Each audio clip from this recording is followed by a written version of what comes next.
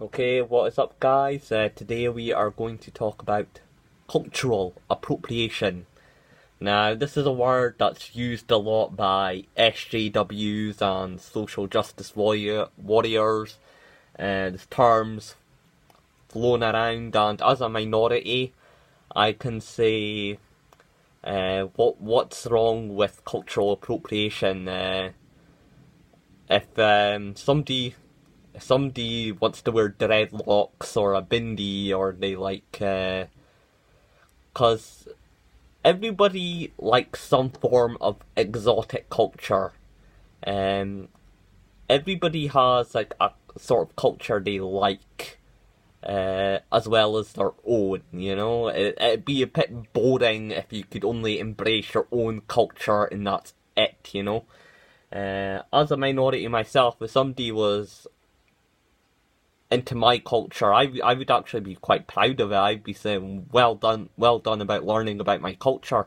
I'd be quite flattered about it. Thanks for taking the time and effort to educate yourself about my culture, my heritage, my people, my history, and all that sort of thing. But so I don't see the problem of it, and I do the exact same as well. In my room, I have Greek pillars, I have Russian marionettes. I have Native American clothing. I like to dress up in sort of exotic clothing and all that sort of thing. And we sort of live in a globalist world of how we love German BMWs and how we love Japanese games consoles, and we love American iPhones. So isn't all this not just cultural appropriation? So, will you say anything about your VCR video player? Because I'm pretty sure that's made in China. Is that not cultural appropriation? So, if you're not going to complain about that, I think it's a bit ironic that you're complaining about the other stuff.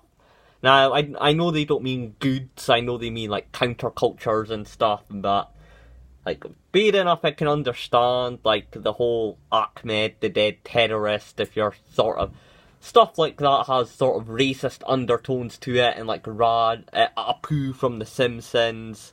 I get how people may get offended about that, but they're just jokes. You have to have a thicker skin about it. So, even if somebody's using cultural appropriation to sort of demonize you or make a mockery of you, but they're doing it in comedic terms, I don't see that as racist. I just see that as dark comedy or dark humour. So it's nothing to get my pitchfork out of.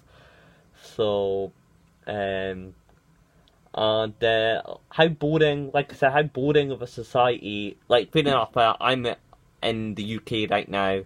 How boring would it be if you couldn't embrace and dwell into exotic cultures, that you just had to eat English food all the time, which is, we all know, is very bland and boring and doesn't taste good at all. Only watch English TV shows, only listen to English music, like not American music, but only like English music. So like you couldn't listen to Elvis Presley because he's American and you're appropriating American culture. So it would get boring after a while. And for me, that's Pakistani. If I only had to eat Pakistani food every single day, I think I get quite bored of it, and I want something new. So, how boring of a world. We live in a globalist world anyway. We're a people of consumers. So, everything we use at least comes from another country. So, yeah.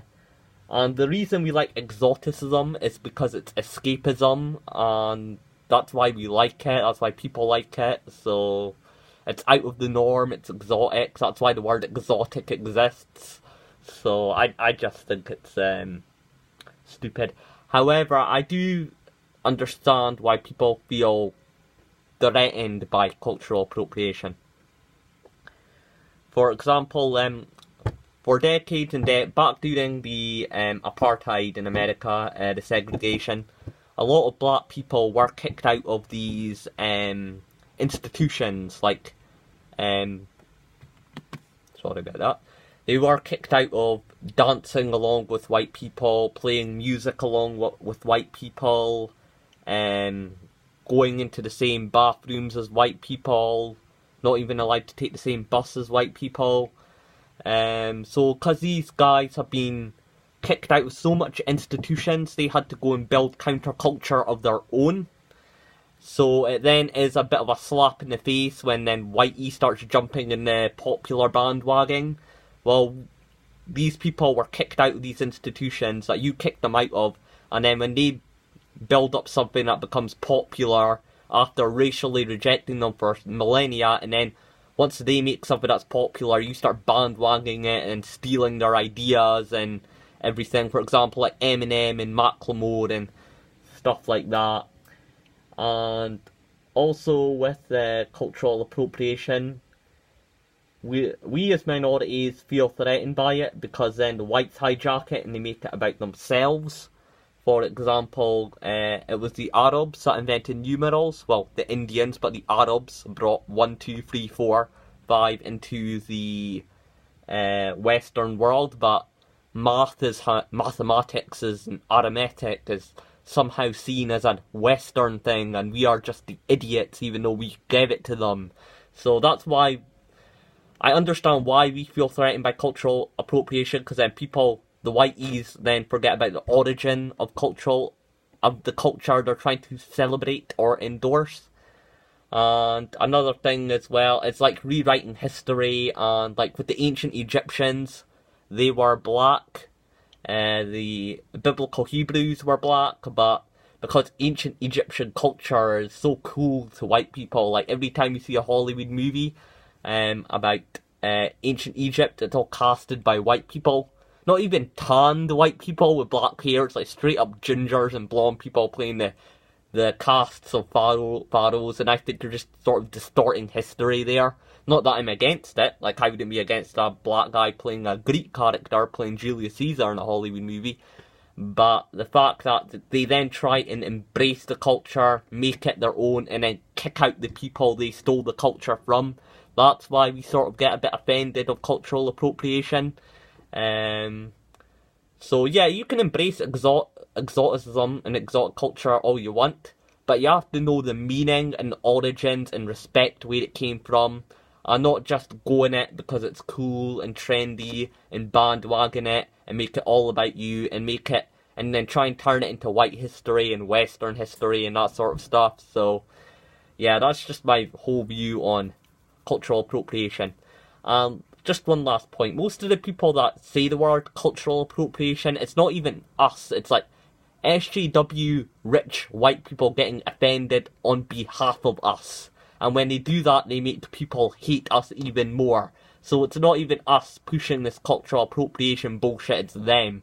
So that's just my view on cultural appropriation. So if you're watching this video, I hope you're watching it with a Cuban cigar, drinking Caribbean rum, with a Native American headdress, with a Indian bindi on your head, and you're rocking some dreadlocks, and you're watching this on a computer made in China. So yeah, peace.